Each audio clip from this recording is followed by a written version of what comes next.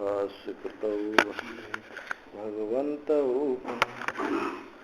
ईश्वरो गुरुरात्मेति मूर्तिभेद विभागिने व्योमवद्व्याप्तदेहाय दक्षिणामूर्तये नमः। सदाशिवसमारम्भा शंकराचार्यमध्यमाम् अस्मदाचार्यपर्यन्तं वन्दे गुरुपरम्पराम्। नावतु सहनौ भुनक्तु सह वीर्यं करवावहै तेजस्विनावधीतमस्तु मा विद्विषावहै। ओम शांति शांति शांति। चौथा अध्याय का दूसरा पाद प्रारंभ होता है, वागाधिकरण। तो इस अधिकरण में वागादि इंद्रियों का जो मन में लय सुना जाता है, इस प्रकरण में, उस पाद में उत्क्रांति गति का निरूपण होगा। जीव का किस प्रकार से गमनागमन होता है।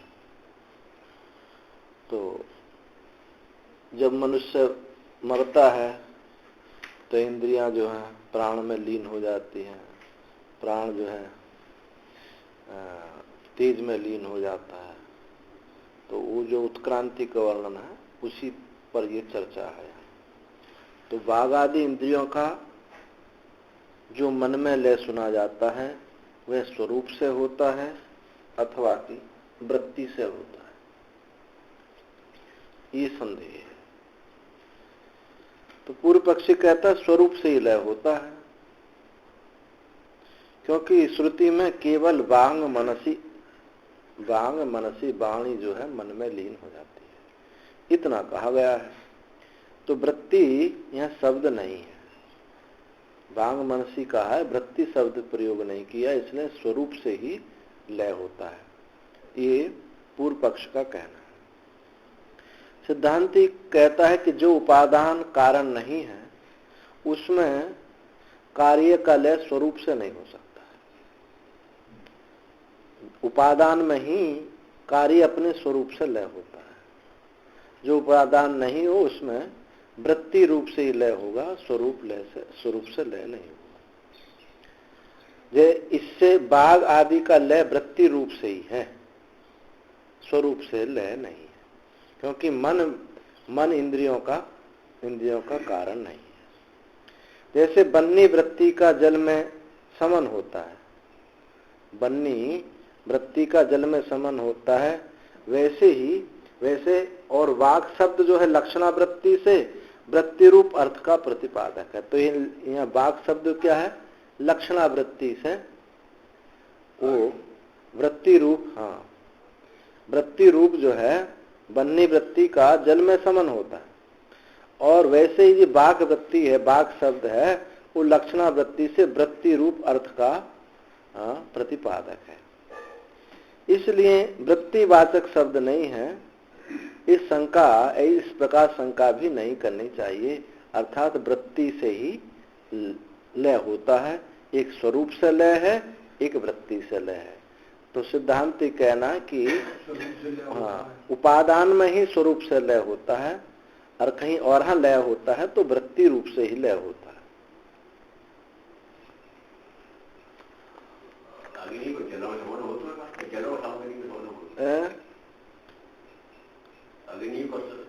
अग्नि से उत्पत्ति जल की हुई है। अब यहाँ जो है कहा कि जल में अग्नि समन हो जाए तो उल्टी वृत्ति हो जाएगी ना। तो वो अब मन में भी जल की प्रधानता है, अब वाणी जो है अग्नि की प्रधानता है। तो कहाँ स्वरूप लय कहाँ हुआ है? मन में जल की प्रधानता है, प्रधानता है। अब वाणी में अग्नि की प्रधानता है।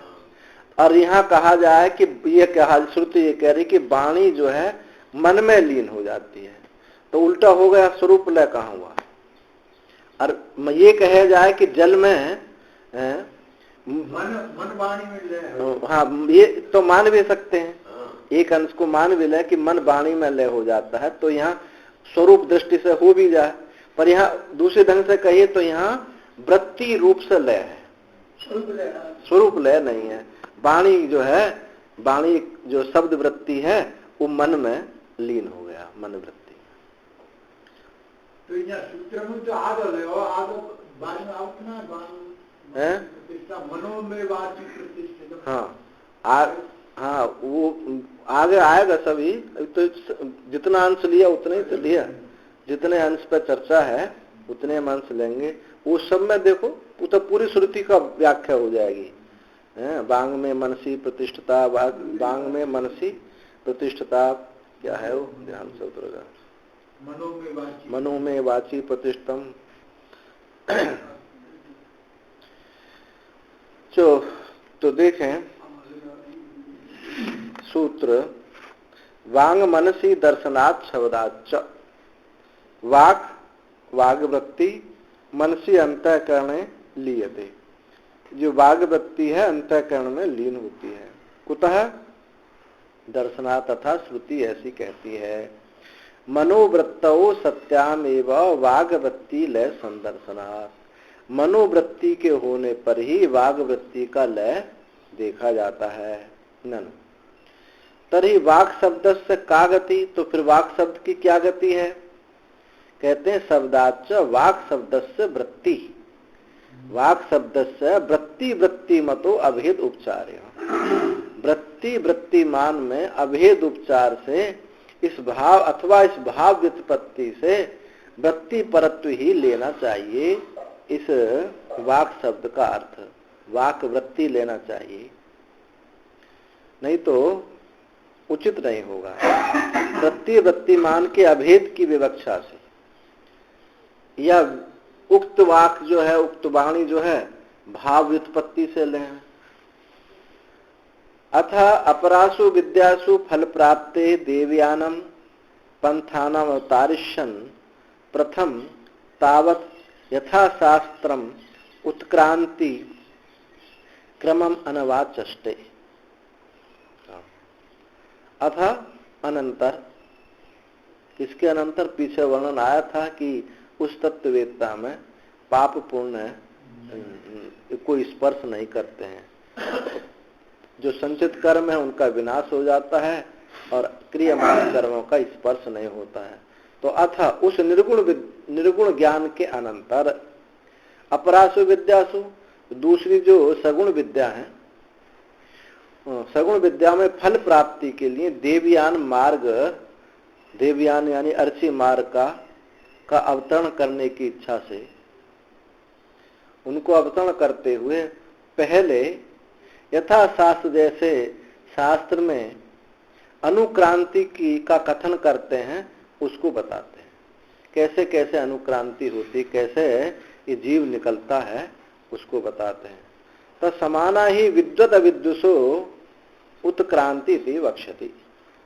तो विद्वत और अविद्वत कौन है? यहाँ विद्वत कौन है?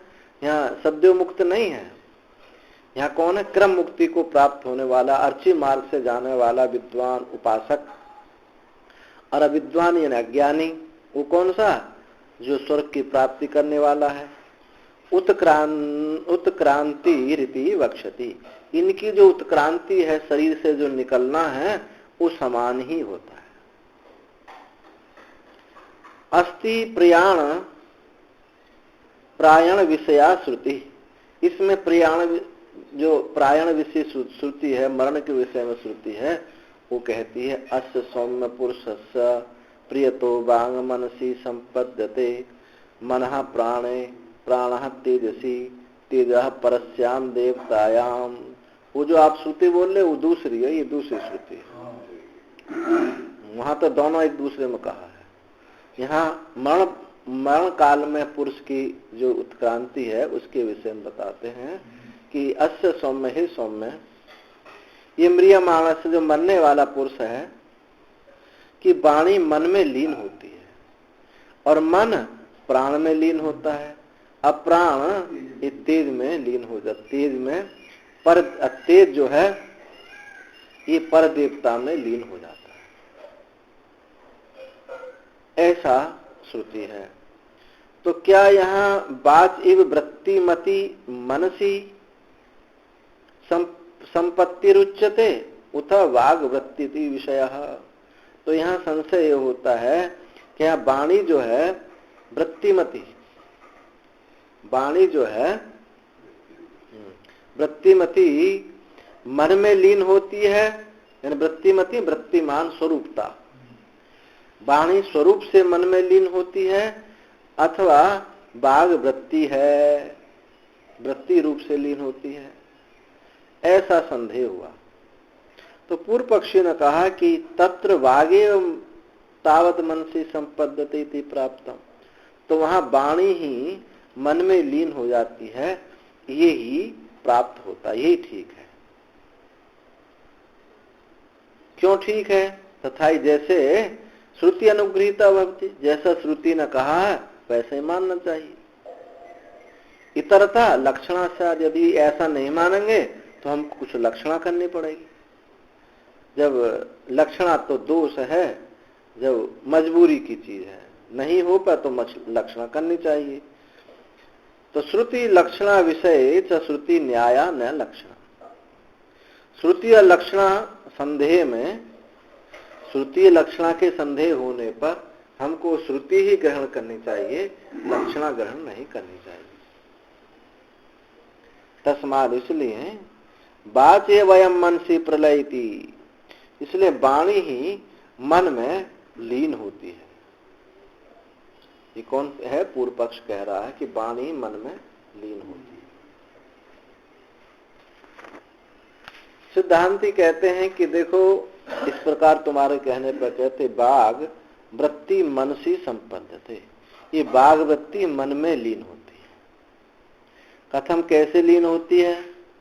बाघ वृत्ति मन में कैसे लीन होती है? ती व्याख्याते, ऐसी व्याख्या की जाती है।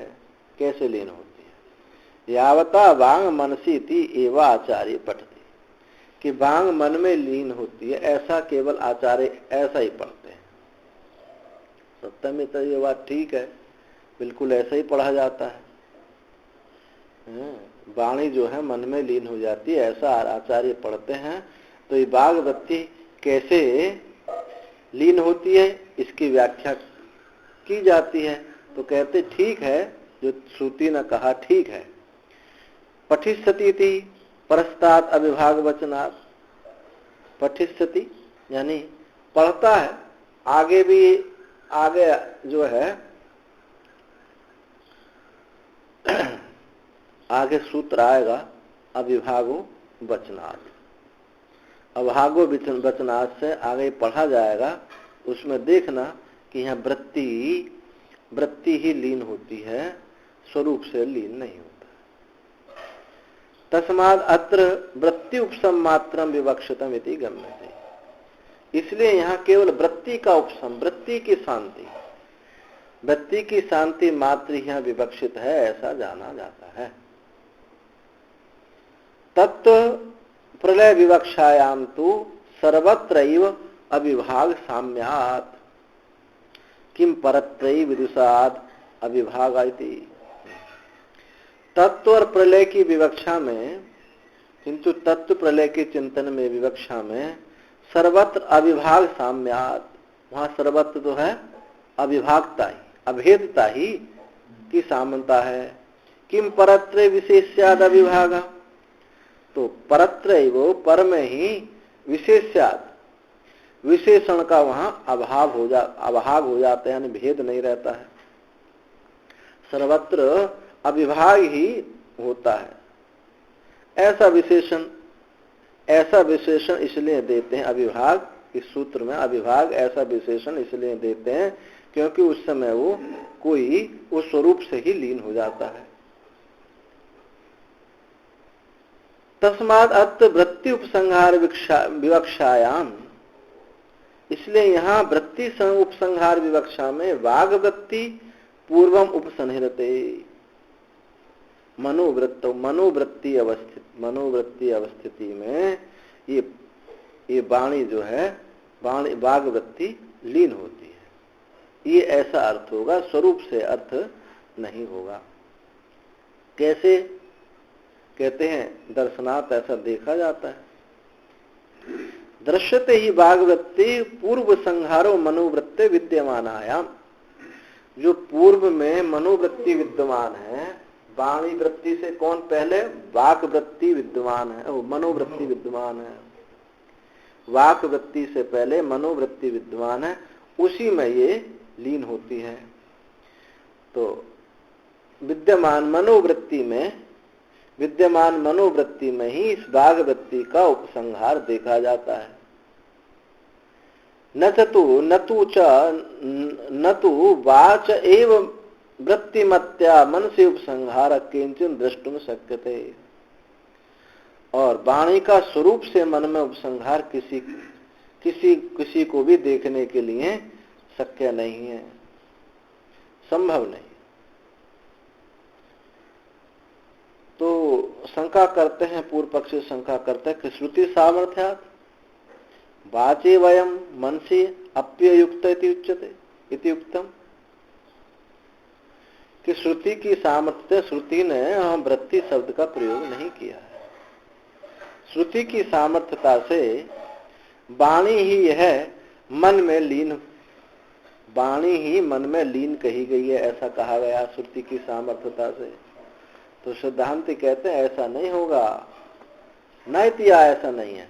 अतत् प्रकृतित्वात्, अतत् प्रकृति, प्रकृति माने उपादान, कि मन वाणी की, मन जो है वाणी की प्रकृति अर्थ है उपादान नहीं है, वाणी का उपादान मन नहीं, जिससे वो स्वरूप से लीन हो जाए। यस्य ही यतः उत्पत्ति तस्य तत् प्रलयो न्यायो मृदीव सरावस्य, जिससे उत्पत्ति होती है उसकी ही उसमें प्रलय देख होता है, ये बात उचित है। जैसे मृदीव सरावस है, घड़ा कुल्हड़ सकोरा आदि सकोरा जो है मिट्टी में ही लीन होते हैं। न च मनसो वाग उत्पद्यते इति किंचन प्रमाणम अस्ति, और मन से वाणी उत्पन्न होती है ऐसा कोई भी प्रमाण नहीं मिलता, कहीं भी ऐसा प्रमाण नहीं मिलता कि मन से वाणी उत्पन्न होती है। तो वृत्ति उद्भव अभिभव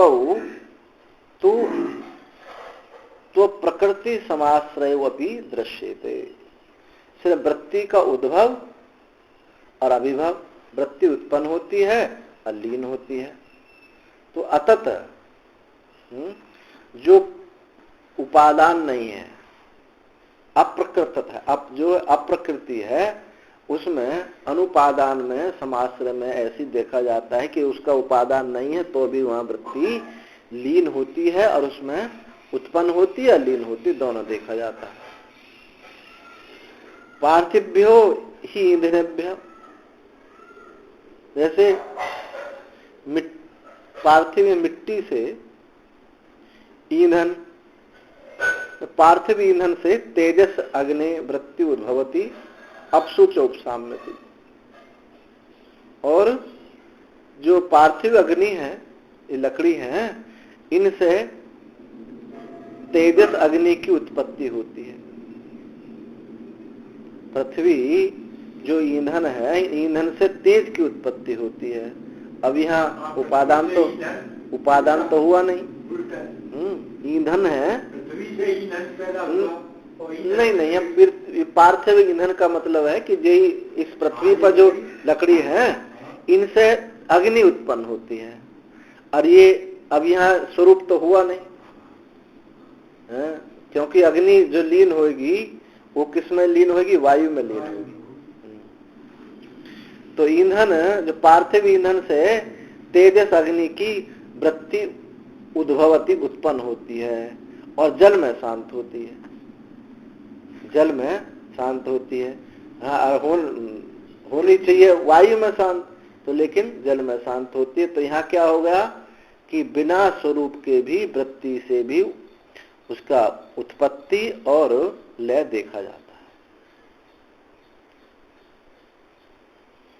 कथम तरी अस्मिन् पक्षे शब्दों वांग मनसी संपद्यते, तो फिर इस पक्ष में शब्द जो है, ये श्रुति है, बांग मनसी, ये किस प्रकार से प्राप्त होती है?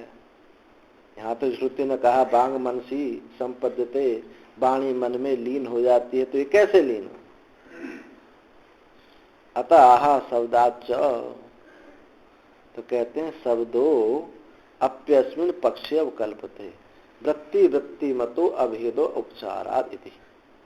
ये श्रुति है, श्रुति में श्रुति अपि अस्मिन, श्रुति ही इस पक्ष में कहती है, क्या कहती है कि वृत्ति वृत्ति मतो, यानी वृत्ति वृत्तिमान में लीन होता है, स्वरूप से लीन नहीं।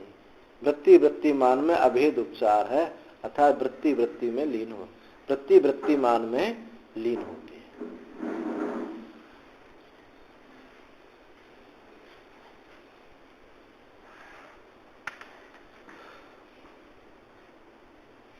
अब जैसे लोक में देखा जाता है, कोई आदमी है, उसका काम है, कुछ बिजनेस व्यापार करता है, तो जो बड़ा बिजनेस वाला है उसी से लेता है, उसी से लेता है, अपना काम चलाता है। तो वहां उसकी व्यवहार वृत्ति उसमें लीन होना है, उससे उत्पन्न होता है। उसी से सामान लेता है, बच जाता है, उसको दे देता है।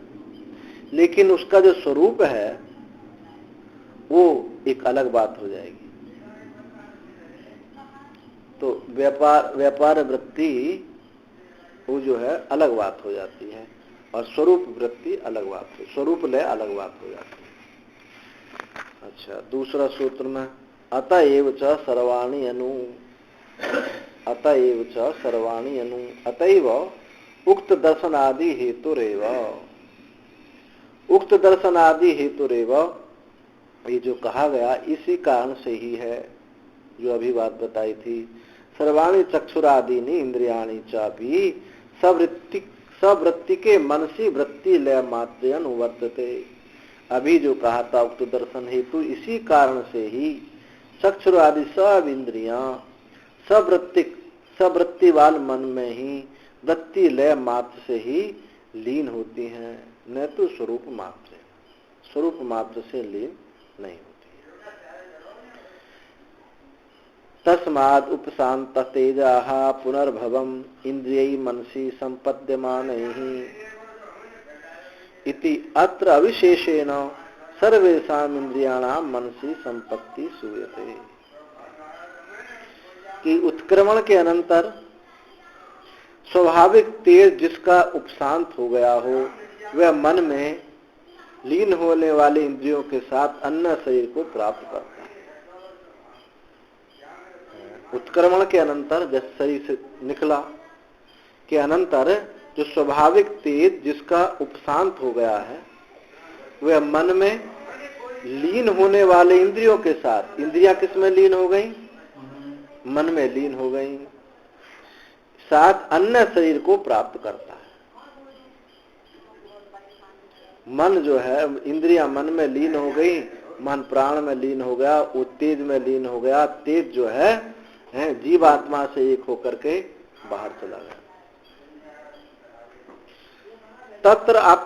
तत्रापि अतः एव वाचा एव चक्षुरादीनि सवृत्तिक मनसि अवस्थिते वृत्ति लोप दर्शनात्। वहां भी यही वाणी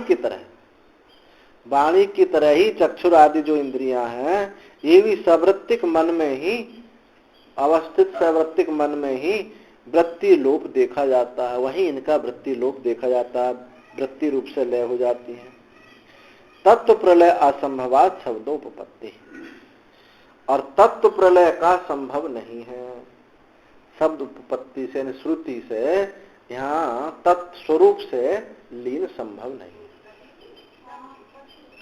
वृत्ति द्वारेणैव सर्वाणि इंद्रियाणि मनो अनुवर्तन्ते। वृत्ति के द्वारा सब इंद्रियां मन का अनुवर्तन करती हैं। मन का जो अनुवर्तन करती हैं सब इंद्रियां, वो वृत्ति के द्वारा करती हैं। सर्वेषां करणानां मनसि उपसंहार अविशेषे सति वाच पृथक ग्रहणम बांग मनसि संपद्यते इति उदाहरणेन अनुरोधेन।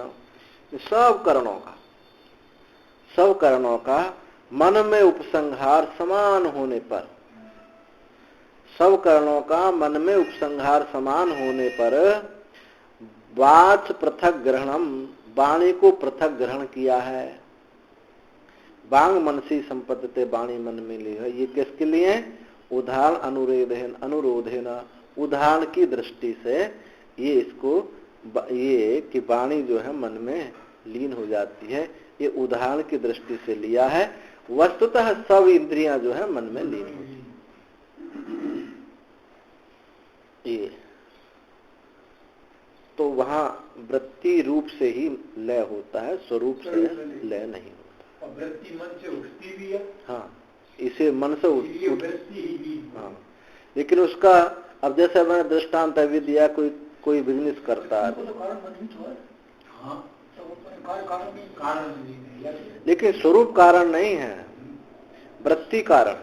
अब जैसे अभी मैं दृष्टांत दिया, एक आदमी व्यापार करता है और वो किसी बड़े व्यापारी से लाता है और यहाँ उसका व्यापार चल रहा है, कुछ सामान नहीं बिकता, फिर उसी कंपनी में उसी में वापस कर देता है। तो ये उसका उद्भव होना, उत्पन्न होना और लीन होना, ये वृत्त्यात्मक है, व्यापारात्मक है। लेकिन जब उसको अपने विवाह शादी का कुछ बात हो तो फिर वहां उससे कोई मतलब लेना देना नहीं है, तो अपनी जाति संबंधियों से बात करेगा। तो वो वृत्त्यात्मक होगा, व्यवहारात्मक है, स्वरूपात्मक लय उसका संभव नहीं। वृत्ति माने व्यवहार ही होता है।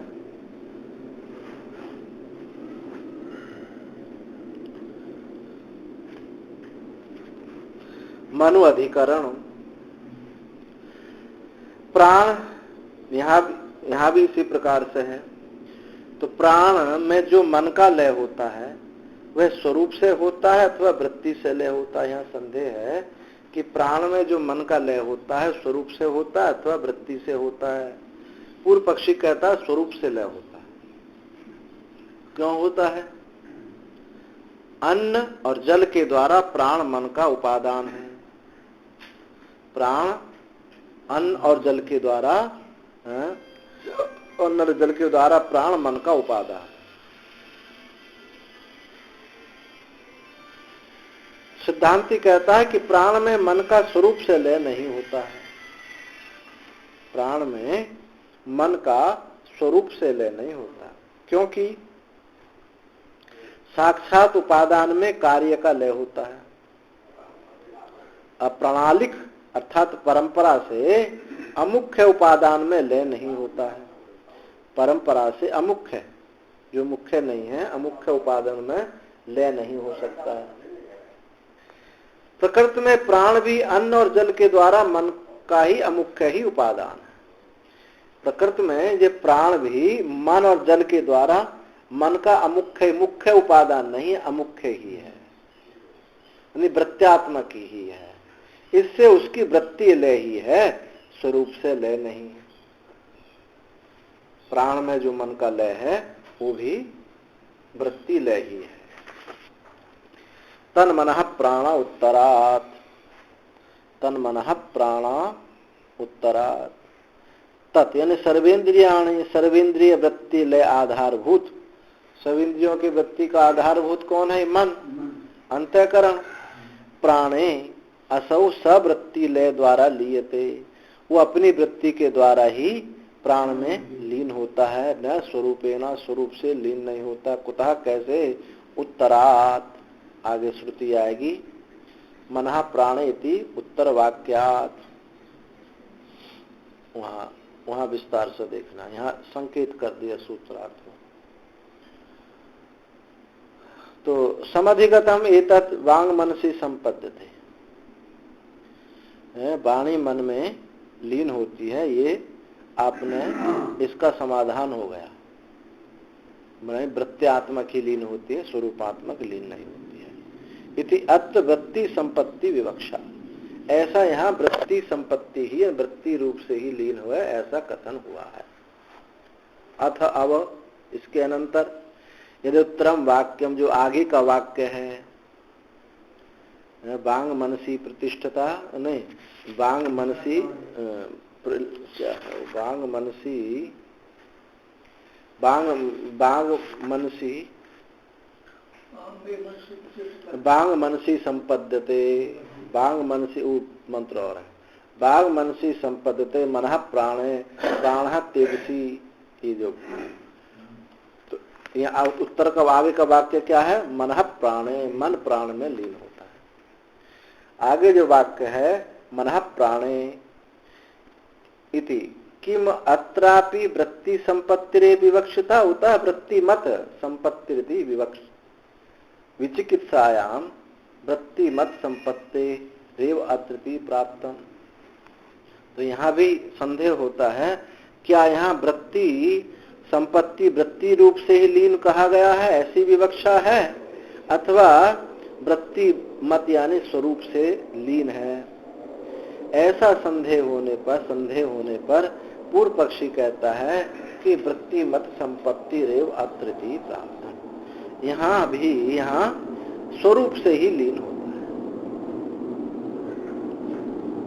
इति प्राप्तम कैसे स्वरूप से लीन होता है, श्रुति अनुग्रहात्, श्रुति के अनुग्रह से। श्रुति ऐसा ही कहती है, तत्प्रकृतित उपपत्तिश्च, और उसकी प्रकृति भी यानी उपादान भी प्राप्त होता है, मन का उपादान प्राण भी प्राप्त होता है।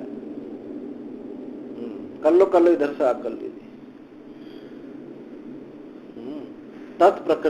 प्रकृतित उपपत्तिश्च, पहले तो वहां उपादान प्राप्त नहीं हो रहा था, पहले यहाँ बोले यहाँ तो उपादान प्राप्त है। वहां तो तुमने कह दिया कि भाई वहां अतत् उपादान है, पर यहाँ तो तत् यानी उपादान भी वही है। तथा ही जैसे कि अन्नमय ही सौम्य मनः आपोमय प्राणः, कि हे सौम्य अन्न, मन जो है अन्न से बना हुआ है,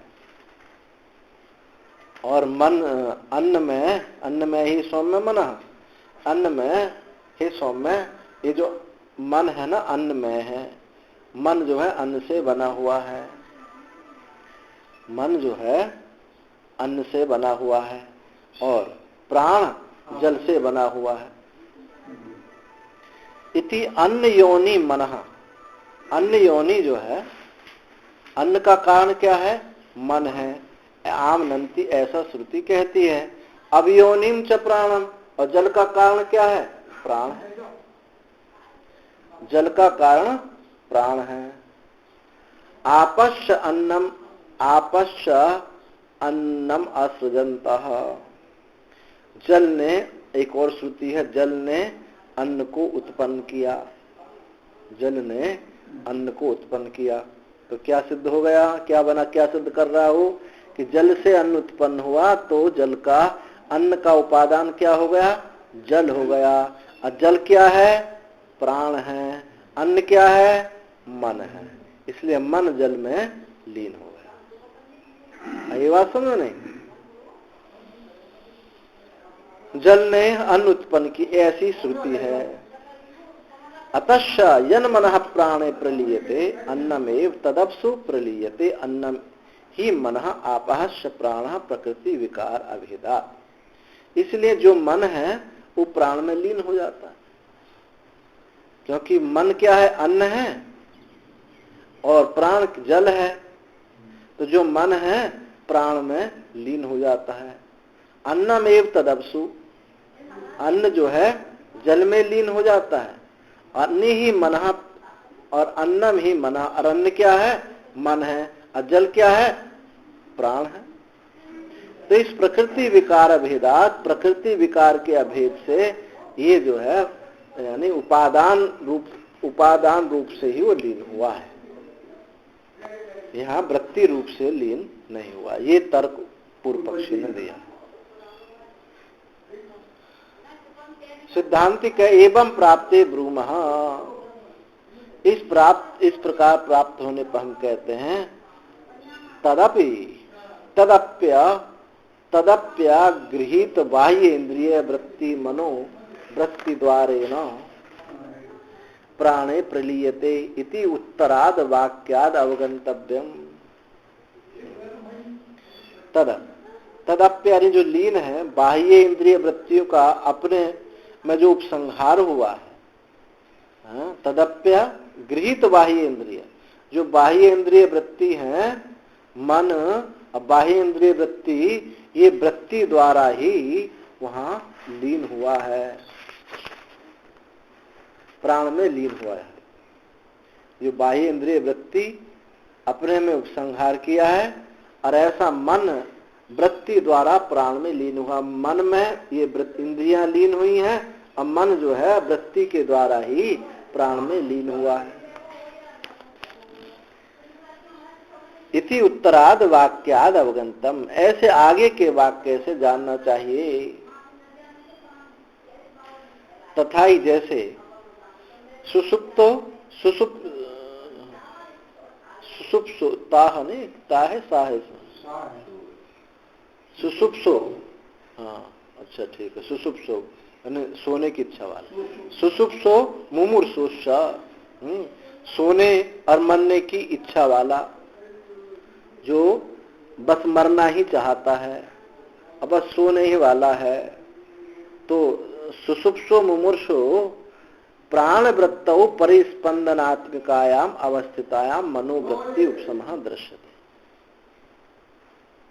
प्राण वृत्ति में परिस्पंदनात्मक जो प्राण वृत्ति है, उसमें मनोवृत्ति का उपसम देखा जाता है। जब मरने चाहता है तब ये सब इंद्रियां, आंख नाक कान अपना सब बंद कर देती हैं। लास्ट में क्या चलते हैं भैया, अभी प्राण चल रहे हैं, ना आंखों से देख रहा है, ना सूंघ रहा है, कुछ नहीं कर रहा है, पर प्राण चल रहे हैं। पास में बैठे लोग भैया अभी प्राण चल रहे हैं, जीवित है, तो सब प्राण में लीन हो गए, ना कुछ विचार उसको आ रहा है।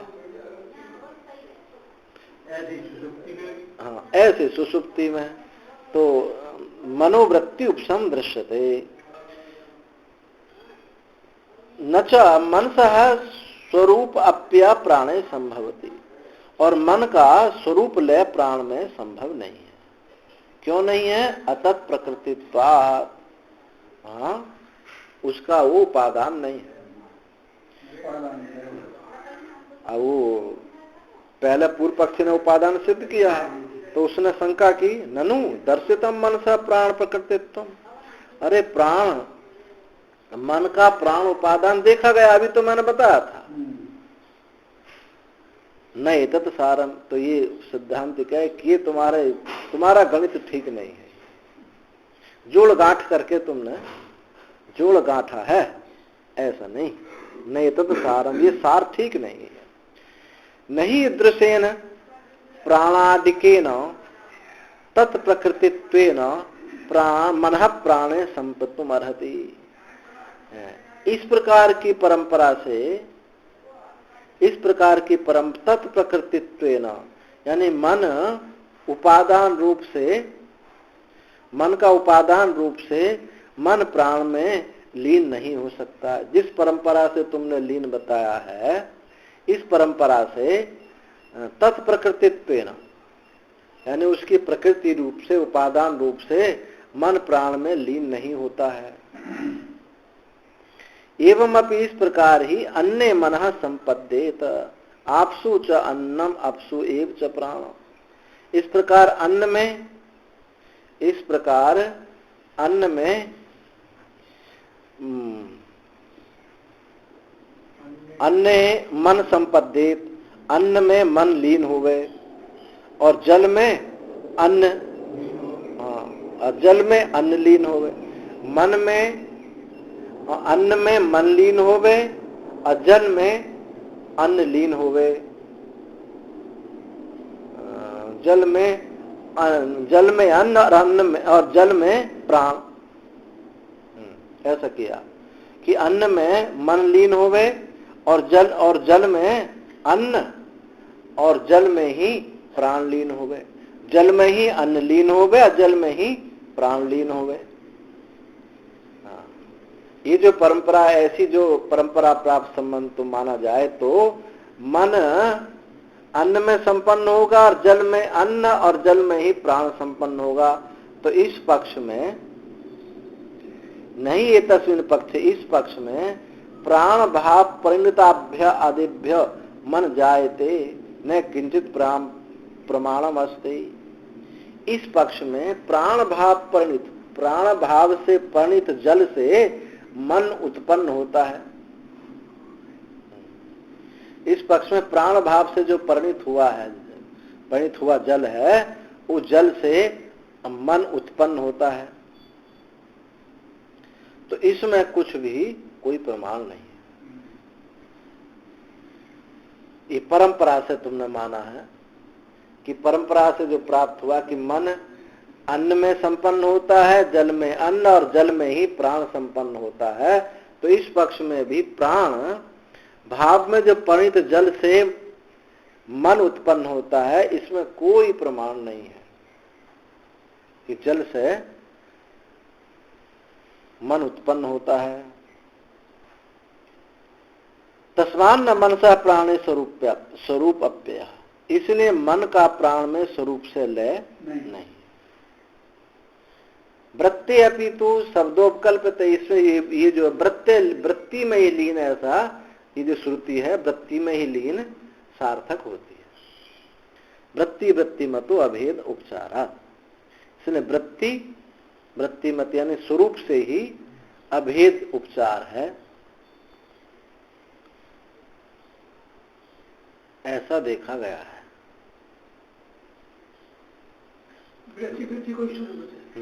वृत्ति के स्वरूप से ही लीन हुआ है, स्वरूप से लीन नहीं हुआ।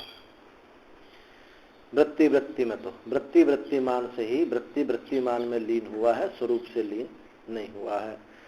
आगे कहते हैं, ये भी इसी प्रकार का अधिकरण है, अध्यक्ष अधिकरण। प्राण का जीव में लय होता है या भूतों में लय होता है? इंद्रियां मन में लीन हुई, मन जो है प्राण में, ये सब वृत्त्यात्मक हुआ। तो प्राण का, अब प्राण में सब इकट्ठा हो गया, तो प्राण जीव में लय होता है या भूतों में लय होता है? पंचभूतों में लय होता है। तो पूर्व पक्षी कहता है कि भूतों में लय होता है। क्यों? प्राण तेजसी, प्राण तेज में लीन होता है। तो तेज क्या है? जो पंच महाभूत हैं, तेज अग्नि। तो प्राण तेज में लीन होता है, तो प्राण तेज में लीन होता है। इस प्रकार ये श्रुति है, कथित है कि भूत में ही प्राण का लय हो रहा है। जीव में उसका लय नहीं सुना जा सकता। जीव में उसका लय श्रुति नहीं कहती है। सिद्धांती कहता है कि एवं एव इमम आत्मानम, ये जो श्रुति है एवं एव इमम आत्मानम इत्यादि श्रुति से जीवात्मा में प्राण का लय जाना जाता है। जीवात्मा के साथ प्राण लीन हो जाता, तभी तो पुनर्जन्म होगा। भूतों के साथ लीन होगा तो कैसे होगा? इति प्रथम प्राण जीव में लीन होकर उसके साथ पुनः भूतों में लीन होता है। पहले प्राण जीव में लीन होता है, पहले प्राण जीव में लीन होकर के उसके साथ पुनः भूतों में लीन हो जाता है, तभी तो शरीर बनेगा। प्राण जो है, सब इंद्रियां मन में लीन हो गई, मन प्राण में लीन हो गया, मन जो है तेज में लीन हुआ। तो प्राण तेज क्या है? ये जीवात्मा रूप ही है, ये पंचभूत नहीं है। उसमें लीन हो करके जब जो शरीर धारण करेगा तो शरीर, तब पंचभूतों में वो लीन होगा, पंचभूतों में मिलेगा।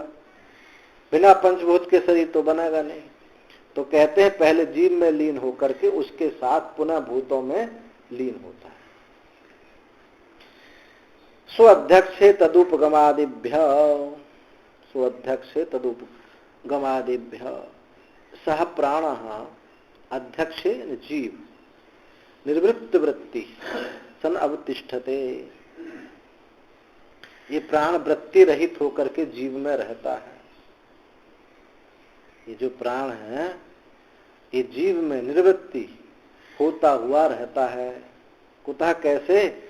तद उपगमादिभ्य, उपगम अनुगम उपगम आदि के द्वारा, उपगम आदिभ्य, उपगम और अनुगमन भी लेना चाहिए। तम जीवम प्रति, उस जीव के प्रति उपगम और अनुगमन अवस्थादिभ्यो हेतुभ्य, इस जीव का प्राण के साथ उपगमन होता है और अनुगमन होता है और अवस्थान श्रुत, तीन बात बताई। उपगम, अनुगमन और अवस्थान ऐसा श्रुत है। आगे जो श्रुति कहेंगे, एवं इमम आत्मानम, इसी प्रकार सभी प्राण अंत काल में जीवात्मा में प्रयाण करते हैं। ये उपगम है। तमुत्क्रांतम, जीव के उत्क्रांत होने पर भी प्राण का ही उत्क्रमण होता है। जब जीव उत्क्रमण करता तो प्राण का उत्क्रमण, उस प्राण को तो आदेश देता, चलो उसके ऊपर बैठ के जाता है। हाँ, अंत काले सर्वे प्राणा भी समायन्ति, सब प्राण में ही लीन हो जाते हैं। इति ये उपगम हुआ। तमुत्क्रांतम मनो प्राणो अनुत्क्रामति, उस जीव के उत्क्रमण करने पर ये प्राण उत्क्रमण करता है। ये क्या हुआ? अनुगमन हुआ, उसके अनुसार चला। स विज्ञानो भवति, जैसा जिसका विज्ञान होता है वैसा उसको प्राप्त होता है। ये क्या हुआ? अवस्थान हुआ। तो इन तीन हेतुओं से ये जाना जाता है कि प्राण जो है ये जीव में लीन होता है। जीवात्मा प्राण का, जीवात्मा में प्राण का लय होता है तीनों हेतुओं से। तो प्राण उत्पन्न जीवात्मा से उत्पन्न हुई तो हाँ, उत्पन्न होगा। जब परिच्छिन्न चेतन से ही प्राण उत्पन्न होगा।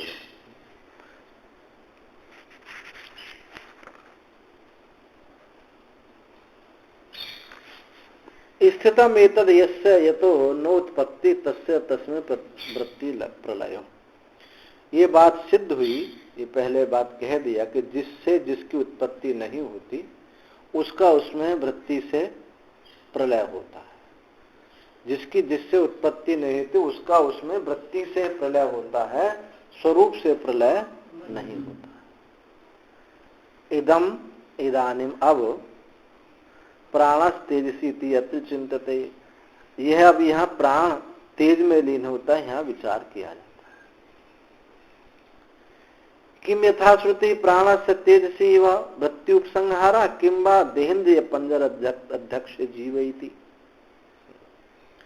यहाँ विचार किया जाता है कि श्रुति के अनुसार प्राण का तेज में लीन कहा गया, तो प्राण का तेज में ही वृत्ति लय होता है, या देह और देह इंद्रिय रूप पंजर के अध्यक्ष जीव में लय होता है। प्राण का तेज में वृत्ति लय होता है या देह और देह इंद्रिय रूप पंजर जो शरीर है का अध्यक्ष ढांचा, इसका जो अध्यक्ष है वो जीव में लय होता है। तो पूर्व पक्षी ने कहा कि देखो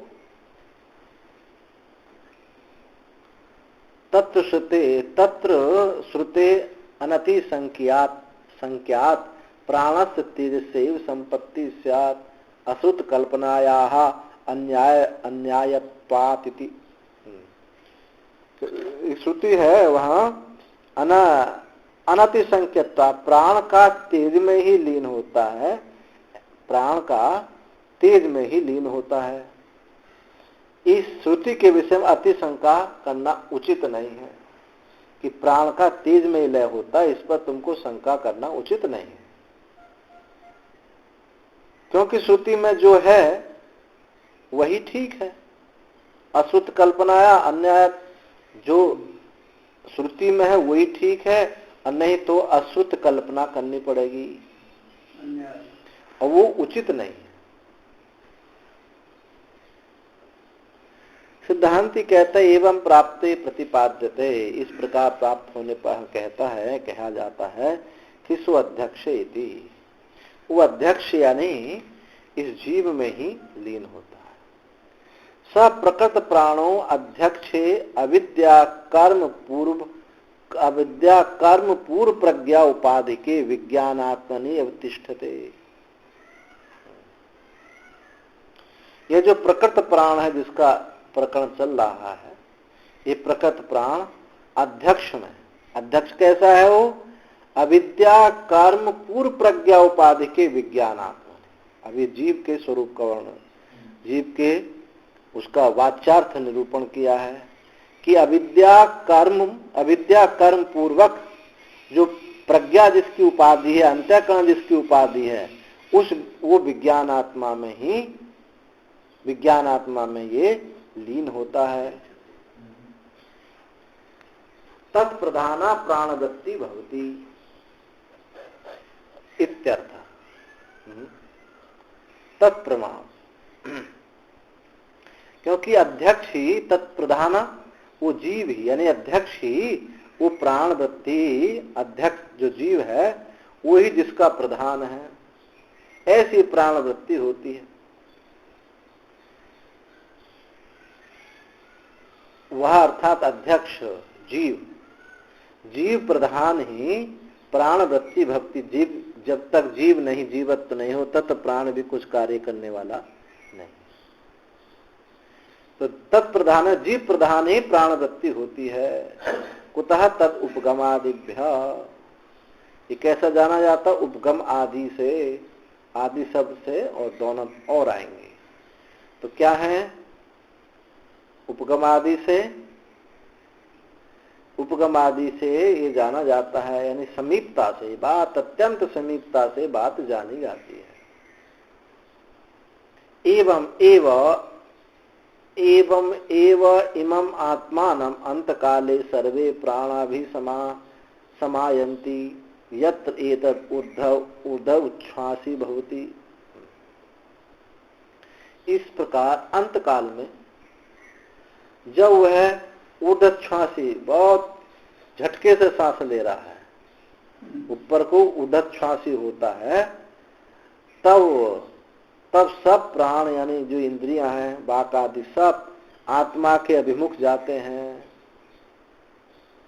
प्राण वाक आदि जितने भी सब हैं, सब इंद्रियां पहले मन में लीन हुई, मन प्राण में लीन हुआ, तो प्राण जो है इनको सबको लेकर के आत्मा के सम्मुख जाते हैं। ये दूसरी श्रुति, इस श्रुति से ये बात बताई थी। श्रुत्यंतर अध्यक्ष उपगामिनः सर्वान प्राणान अविशेषेण दर्शति। ये श्रुति जो है अध्यक्ष के जीव के सब प्राण उस जीव के समीप जाते हैं, समान रूप से जाते हैं। समान रूप से देखा जाता है कि सब प्राण जो है जीव में लीन होते हैं। विशेषण च, और इसमें विशेषण दिया है कैसे? तम उत्क्रांतम प्राणो अनुत्क्रामंती, उसके अनुत्क्रमण करने पर, जीव के अनुत्क्रमण करने पर ये प्राण उत्क्रमण करता है, प्राण निकलता है। इति पंचवृत्ति प्राणस्य अध्यक्ष अनुगामिताम दर्शति। ये 5 वृत्ति वाला जो प्राण है ये अध्यक्ष का अनुगमन करता हुआ देखा जाता है। कहते हैं ना, किसी की प्रबल वासना होती तो प्राण नहीं निकलते। वो प्रबल वासना, इससे क्या सिद्ध होता? वासना किसके साथ एक हो गई है? जीवत्व के साथ, तो प्राण निकलते नहीं। तो प्राण अनुगमन करते हैं जीव का, वो ऑर्डर देगा तब। अच्छा, तद अनुवृत्तिताम चेतरेशम प्राणम अनुक्रामंतम सर्वे प्राणा अनुत्क्रामंती। तद अनुवृत्तिताम, उसके अनुवृत्ति रूप से दूसरे जो प्राण हैं, इंद्रिया आदि जो हैं, उसके अनुवृत्ति जो दूसरे प्राण हैं, वो प्राण के प्राणम अनुत्क्रामंतम सर्वे प्राणा अनुत्क्रामंती। जब प्राण अनुत्क्रमण करता है तो सारे प्राण उसको अनुत्क्रमण करते हैं, और वो नहीं करता है तो ये नहीं करते हैं। दोनों ढंग से लिया है।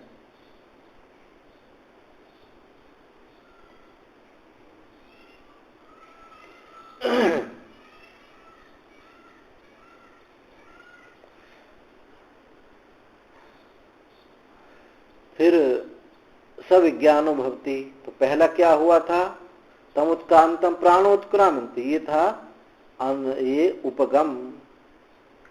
अरे फिर जो है इंद्रियों प्राण अनुत्क्रमंती, दूसरे प्राण उस प्राण के अनुत्क्रमण करने पर उत्क्रमण करते हैं, ये हुआ अनुगमन। अप सविज्ञानो भवति, अध्यक्षस्य अंतर्विज्ञानवत् प्रदर्शनेन तस्मिन् अपीत कर्णग्रामस्य प्राणस्य अवस्थानं गम्यति। अब सविज्ञान का दृष्टांत देते हैं कि अध्यक्ष यानी जीव का अंत है विज्ञान वक्त प्रदर्शन, जीव के अंत विज्ञान को प्रदर्शन करते हुए, अंत विज्ञान वाला है जीव, क्या है अंत, वहीं तो बासुरा को समेटे हुए हैं, अंत विज्ञान वाला है।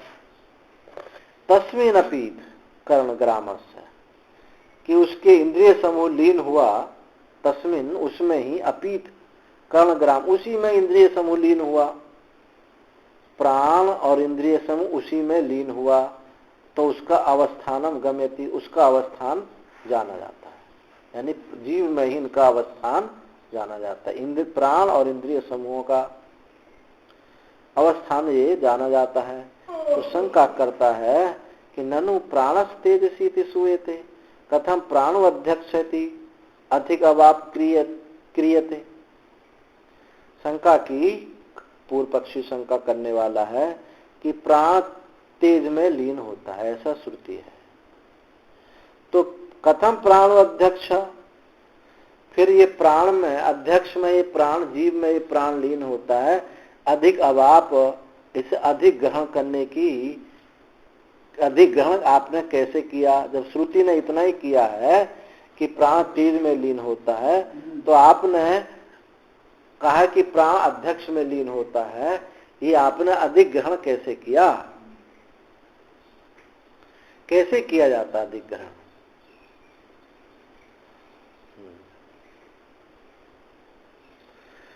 तो कहते नहीं सदोषः, ये दोष नहीं है। अध्यक्ष प्रधानत्वात् उत्क्रमणादि व्यवहारस्य, अध्यक्ष प्रधान से उत्क्रमणादि का व्यवहार होता है, यानी जीव की प्रधानता से ही उत्क्रमणादि व्यवहार होता है, प्राण और इंद्रिय सब उसी से ही उत्क्रमण होती है। श्रुति अंतर्गतस्यापि च विशेषस्य अपेक्षणीयत्वात्, अन्य श्रुति में स्थित जो विशेषता भी, अन्य श्रुति में जो स्थित विशेषता है, उस विशेषता की भी अपेक्षा रखनी चाहिए। केवल इतना ही नहीं है, इतने शब्द से ही हमको ग्रहण नहीं कि श्रुति अंतर्गत जो अन्य विशेष अपेक्षा है, श्रुति अंतर्गत जो अपेक्षा है विशेष की अपेक्षा, वो भी तो होनी चाहिए। श्रुति को अपेक्षा है, तो ऐसे यहाँ जीव में ही प्राण लीन होता है। भूतेषु तच्छ्रुते कथम तरहि प्राण तेजसी श्रुति इति आह, तो ये प्राण तेज में लीन, तो प्राण तेज में लीन जो होता है, ये श्रुति कैसे है, एक श्रुति कैसे बताई फिर कि प्राण तेज में लीन होता है, एक श्रुति किस प्रकार से है। तो कहते हैं भूतेषु तच्छ्रुते है, इस सूत्र से भूतेषु तेज इत्यादिषु देहारंभकेषु पंच महाभूतेषु, ये जो देह के आरंभ करने वाले जो पंच महाभूत हैं, ये तेज इत्यादि उपहितत्वेन विद्यमान जीवे प्राणस्य वृत्ति लया, उपहित रूप से इस विद्वान जीव में प्राण का वृत्ति लय होता है। जो देह को आरंभ करने वाले, पहले इंद्रियां प्राण मन में लीन हुई, मन प्राण में लीन हुआ, मन तेज में, तेज ये जीव जो है इनको सबको लेकर के जाता है। तो अब यह तेज शब्द जो है पंचभूतात्मक है, तो बिना पहले जीव में लीन होता है, और जीव जो है फिर तेज से पंचभूतों शरीर बना करके उसमें प्रवेश करता है। तो तेज आदि देहारंभक 5 भूतों से उपहित जीव में प्राण वृत्ति का लय होता है। तेज आदि जो देह आरंभक 5 भूतों से उपहित जो जीव है, जीव में प्राण वृत्ति का लय होता है। किससे? कि इससे कि देह आरंभक 5 महाभूतों से उपहित जीव में उस प्राण वृत्ति की लय बोधिका प्राण तेजसा, ऐसा श्रुति कहती है। तो उपहित कौन है? मतलब उपहित है जीव, और उपाधि क्या है उसकी? पंचभूत। पंचभूत उपहित जो चेतन है वो जीव है। तो उनसे युक्त होकर के उनमें लीन होता है प्राण। तो वहां जीव ना कह करके तेज कहना, तेज कह दिया है। ये कहने का तात्पर्य है।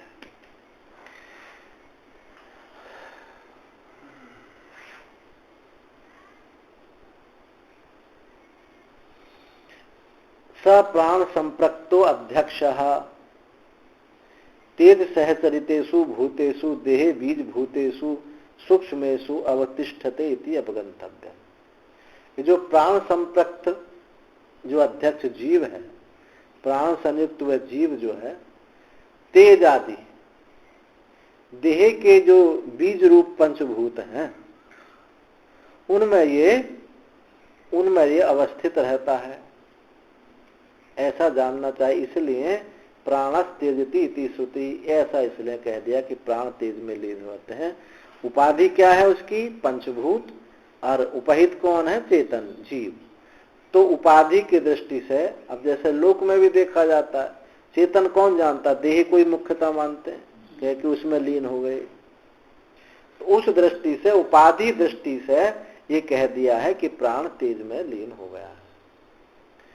शंका की, ननु चेयम श्रुति प्राणस्य तेज से स्थिति दर्शति।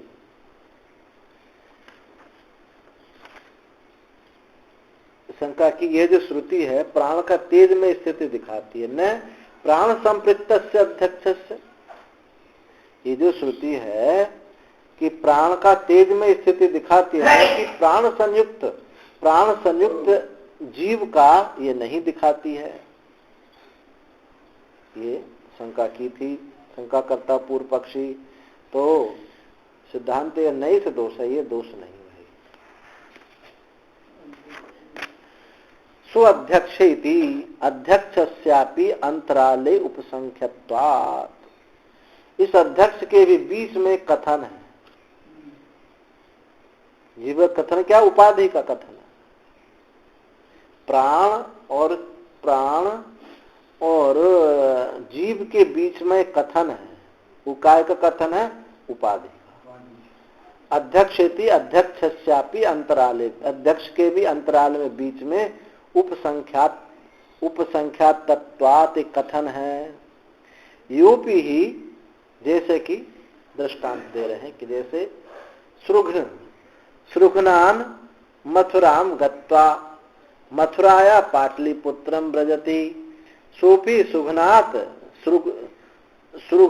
सृघनात् पाटलिपुत्रम याति इति शक्यते बदितुम। दृष्टांत दिया। देखो, कोई देश का नाम रहा है सृघ्न। सुघ्न से मथुरा को जाता है, सुघ्न देश से मथुरा को जाता, मथुरा को जाकर के मथुरा से फिर पाटलिपुत्र को जाता है। तो कैसे कह देते हैं कि कहां से आया? इस सुघनाथ पाटलिपुत्र याति के सुघ्न से पाटलिपुत्र को जाता है। आजकल शॉर्टकट बोलते हैं ना। एक दिन हमारे पास अभी 2 दिन पहले एक सज्जन आए। वो मैंने कहा से आ रहे? गांव से। हाँ, गांव से आ रहे हैं। पत्नी बोली झूठ बोलते हैं, गांव से नहीं आए, हम नए बात से आए। तो कहता वही गांव से तो आए थे वहां। तो ऐसे ही यहाँ समझिए कि बस सुघ्न से ही तो पाटलिपुत्र जाता है, वहां से मथुरा गया, मथुरा से पाटलिपुत्र गया।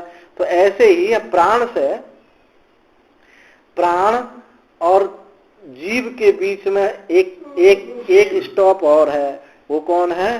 पंचभूत, उपाधि। तो उपाधि इसलिए सीधा कह दिया कि नहीं, कि जो है हम जीव के साथ जीव को प्राप्त हो गए हैं। डायरेक्ट कह दो या ऐसा कहो कि तो डायरेक्ट कह दिया कि हम जीव में ही उसका लय होता है। ये दृष्टांत है। पंचभूत न कहने, हाँ, पंचभूत न कह के कहा कि जीव में ही उसका लय होता है, तो उपाधि है उसकी जीव की। तस्मात् प्राणस तेजसीति प्राण संपृक्तस्य अध्यक्षस्य एव एतत् तेजः सहचरितेषु भूतेषु अवस्थानम्। इसलिए प्राण तेजसी प्राण तेज में लीन होता है, ऐसा प्राण संपृक्त अध्यक्ष का ही है, प्राण से संयुक्त अध्यक्ष का ही यह तेज सहचरितेषु भूतों में अवस्थान है। तेज के साथ, तेज सहचरितेषु केवल तेज ही नहीं है, तेज के साथ जो और भी जो पंचभूत हैं, भूत हैं, उन भूतों में अवस्थान है। तेज आदि भूतों में अवस्थान है। यानी ये जो प्राण संयुक्त अध्यक्ष, प्राण से युक्त जो अध्यक्ष है, अध्यक्ष का इन तेज आदि भूतों में अवस्थान हुआ है, क्योंकि जीव से अलग नहीं है, उपाधि है उसकी ये पंचभूत। कथम तेज सहचरितेषु भूतेषु उच्यते, तो यावत एकमेव तेज सूयते प्राण तेजसीति, तो तेज सहचरित भूतों में ये कैसे कहा जाए? आप यहाँ तो श्रुति तो तेज कहती है केवल, आप कह रहे तेज सहचरितेषु भूतेषु, तेज के साथ रहने वाले जो भूत हैं, वायु, जल, पृथ्वी हैं, ये श्रुति तो केवल तेज में कहती है, तेज सहचरित भूतों में ऐसा कैसे कहा जाता है? तो यावत एकमेव तेज सूयते प्राण तेजसी, प्राण तेज से, प्राण तेज में लीन होता है। इस प्रकार एक ही तेज का श्रवण है, इस पर कहते हैं एक ही तेज का श्रवण हुआ है और भूतों का नहीं, तो ऐसी जो शंका होती है तो उस पर कहते हैं न एकस्मिन् दर्शतो ही, ये सूत्र है। उत्पत्ति का उत्क्रांति काले एकस्मिन् तेजसी एकस्मिन् एव न जीवो नावतिष्ठते। उत्क्रांति काल में, मृत्यु के समय में एक तेज में ही न जीवो अवतिष्ठते, एक तेज में जीव अवस्थित नहीं रहता है। अपितु देहस्य पांच भौतिकत्वेन पंचसु भूतेषु तस्य अवस्थिति, किंतु देह के जो पांच भौतिक हैं, देह का पंच भौतिक होने से इन पांच भूतों में ही उसकी अवस्थिति है, एक भूत में नहीं है। क्योंकि अमूम अर्थम श्रुति स्मृति, अमूम अर्थम श्रुति स्मृति, इसी अर्थ को श्रुति स्मृति बताती है। तो दर्शतः प्रतिपादितः, प्रतिपादन करते हैं। अतएव तेजः पदम श्रुति स्मृति अनुरोधेन पंच महाभूतोपलक्षणार्थम इति मंतव्यम। इसलिए तेज पद जो है श्रुति स्मृति के अनुरोध से पंच महाभूत का ही ये उपलक्षण है। एक तेज शब्द कहने से सभी भूतों को लेना चाहिए। एकस्मिन् तेजसी शरीरांतर प्रेप्सा वेलायाम जीवो अवतिष्ठते।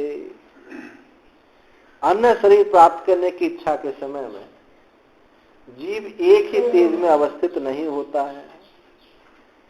जब शरीर छोड़ता है, दूसरे शरीर को प्राप्त करने की जब इच्छा होती है, तो एक तेज में ही वो अवस्थित नहीं रहता है। कार्य से शरीर से अनेकात्मकत्व दर्शनात्, यानी शरीर जो कार्य शरीर है, अनेकात्मक यानी अनेक, आत्म शब्द से क्या लेना चाहिए? भूत। अनेकात्मकत्व दर्शनात्, ये शरीर जो है अनेक भूतात्मक दिखाई पड़ता है, एक से शरीर की उत्पत्ति नहीं हो सकती। दर्शतस्य एतमर्थम प्रश्न प्रतिवचन है, और इसी अर्थ को प्रश्नोत्तरात्मक जो श्रुति है वो बताती है। आपः पुरुषवचसः, ये प्रश्नोत्तरात्मक से इस बात को बताया जाएगा कि आपः पुरुष वचसः इति तद व्याख्यातम त्रियात्मकत्वात् भूयस्त्वात् इति अत्र श्रुति स्मृति चैतम अर्थम दर्शतः। पृथ्वी मया आपो मया वायु मया आकाश मया तेजो मया इत्यादि स्मृतिरपि इत्यादि की श्रुति है। तो इसी अर्थ को प्रश्न उत्तर की शैली से ये बताया जाता है कि जीव को एक तेज ही नहीं पंचभूत को में ही अवस्थित रहता है। तो क्या जल पुरुष शब्द वाच्य होता है। त्रियात्मकत्व इस सूत्र में जो सूत्र है त्रियात्मकत्व भूयस्त्वात्, इस सूत्र में इसका व्याख्यान किया गया है। ये पीछे आ गया सूत्र और श्रुति स्मृति में इसी अर्थ को दिखाया। श्रुति कौन सी है? पृथ्वी मया आपो मया वायु मया आकाश मया तेजो मया इत्यादि। ये जो शरीर है ये पृथ्वी में है, जल में है, वायु में है, आकाश में है, तेजो में है। केवल एक तेज में ही नहीं है। और स्मृति भी कही है, मनुस्मृति, अनभ्यो मात्रा विनाशिन्यो दशार्धानाम तु या स्मृतः ताभि सार्धमिदं सर्वं संभवति अनुपूर्वशः। अनभ्या मात्र विनाशिन्यो दशार्धानाम तु या स्मृतः। अनभ्यो मात्रा मोक्ष पर्यंत पांच भूतों के सूक्ष्म अविनाशी जो भाग हैं, मोक्ष पर्यंत पांच भूतों के जो सूक्ष्म अविनाशी जो भाग हैं उनके साथ यह सब क्रम से उत्पन्न होता है। जो जब तक मोक्ष नहीं होता तब तक ये पंचभूत पीछा नहीं छोड़ता है। पंचभूत पीछा नहीं छोड़ता। मोक्ष पर्यंत पांच भूतों का सूक्ष्म अविनाशी भाग जो है, अब इसके सूक्ष्म अविनाशी भाग क्या है? ये सूक्ष्म तन मात्रा। स्थूल भाग तो पंचीकृत हो गया, अपंचीकृत तन मात्रा रूप है, उसी को कहा सूक्ष्म अविनाशी जो भाग है। उसके साथ यह सब क्रम से उत्पन्न होता है। उसी पंच तन मात्राओं से क्रम से सारा उत्पन्न होता है पंचीकरणों के द्वारा इत्यादि।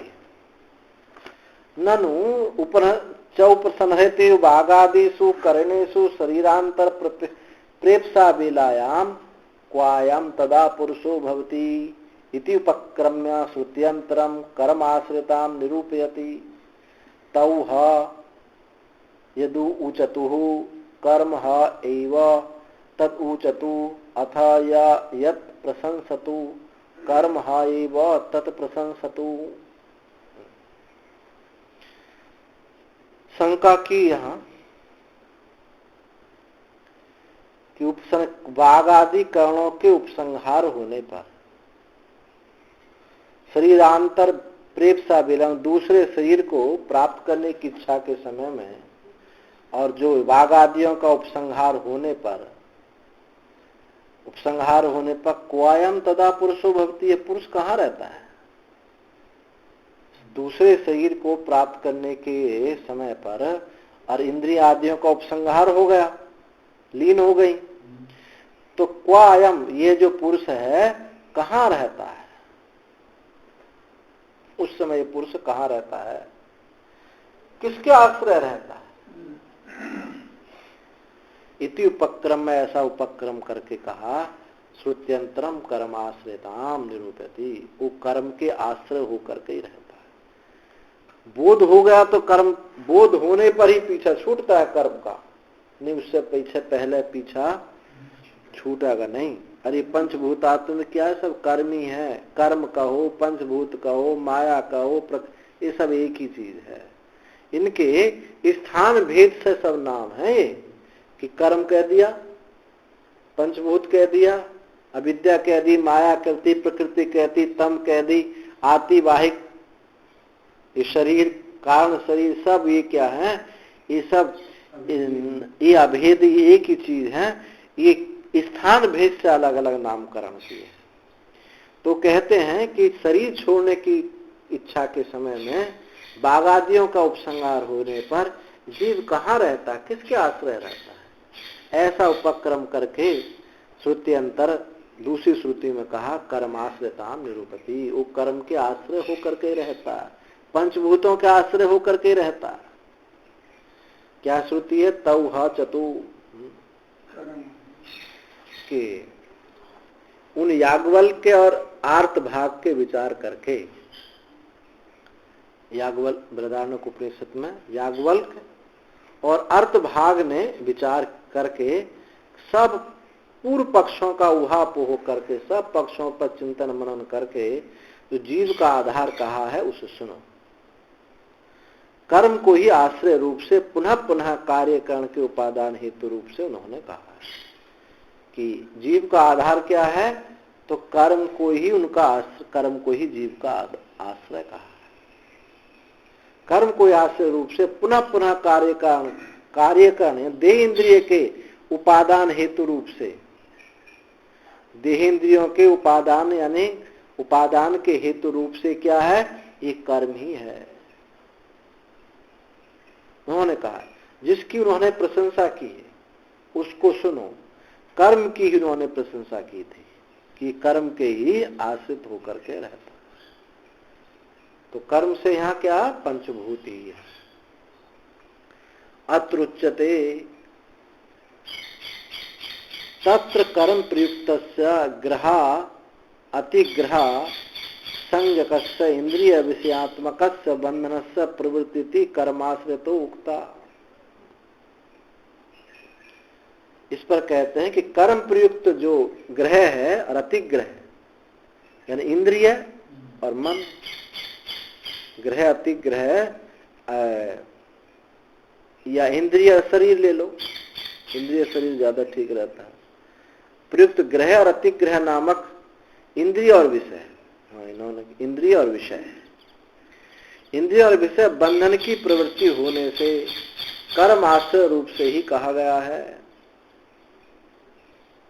कर्म प्रयुक्त जो ग्रह अतिग्रह संज्ञक इंद्रिय विषयात्मक बंधन की जो प्रवृत्ति है वो कर्म आश्रय ही कही गई है। यह पुनर्भूत उपादानता देहांतर, यह पुनः भूत उपादानात् देहांतर उत्पत्ति थी भूत आश्रितम उक्तम। और यहाँ भूत उपादान से अन्य देह की उत्पत्ति होती है, इससे भूत आश्रय कहा गया है। इस कर्म को ही क्या कहा गया है, भूत आश्रय। यहाँ भूत उपादान रूप से पंचभूतों के ग्रहण रूप से अन्य देह की उत्पत्ति होती है, इससे भूत आश्रय ही कहा गया है। प्रशंसा शब्दादपि तत्र प्राधान्य मात्रम कर्मणः प्रदर्शित। प्रशंसा शब्द से यहाँ प्रधान रूप से यहाँ कर्म का ही प्रदर्शित किया गया है। प्रशंसा शब्द से यहाँ प्रधान्य मात्र कर्म को ही प्रदर्शित किया, कर्म को ही प्रशंसा की गई है। न तो आश्रयांतर निवारितम, अन्य आश्रय का निवारण नहीं किया गया है, इससे कोई विरोध नहीं है। यानी कर्म अन्य आश्रित माने पंचभूत का निराकरण नहीं किया है। कर्म की प्रशंसा करने से ऐसा मत समझो कर्म ही का है, अन्य आश्रय यानी पंचभूत को निवारण नहीं किया है। पंचभूत भी सभी कर्म ही है, अलग कुछ भी नहीं।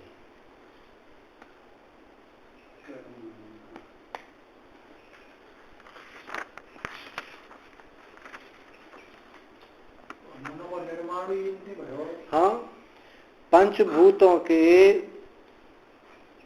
सम्मिलित सम्मिलित पंचभूतों का सात्विक अंश में सम्मिलित होने से अंतःकरण है, सात्विक अंश में, और रजस अंश में पंचभूतों के सम्मिलित से प्राण है, और सात्विक भूतों के एक एक अंश की प्रधानता से ये ज्ञानेंद्रिय हैं, और पंचभूतों के रजस अंश की प्रधानता से ये एक एक से कर्मेंद्रिय। और रही ये स्थूल प्रकृति, ये तम की प्रधानता से, तम की प्रधानता से ये स्थूल प्रकृति। दूसरा अधिकरण और देखें, बस कर रही है।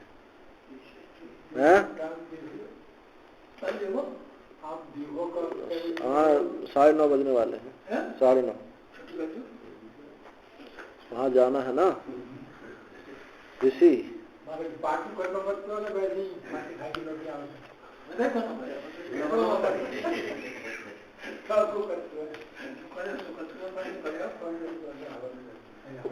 पंडित करता पूजा कथा सुना। ये तो खा पी का माला लेकर चले आएंगे। इनको तो ये भी ना पता हम कौन से ऋषि हैं। पिछली साल हमने ब्रह्मात्मानंद, मैंने कौन से ऋषि हो तुम? ये 7 ऋषि बैठे, कौन से वाले हो? तो किसी बच्चे वाले बोले हम कोई ऋषि उसी ना जानते। तो मैंने ऋषि बन के क्यों आ गए हो फिर? सप्तऋषियों का नामों से मेरा मतलब है मैं कि नाम पूछने लगे तुम कौन है?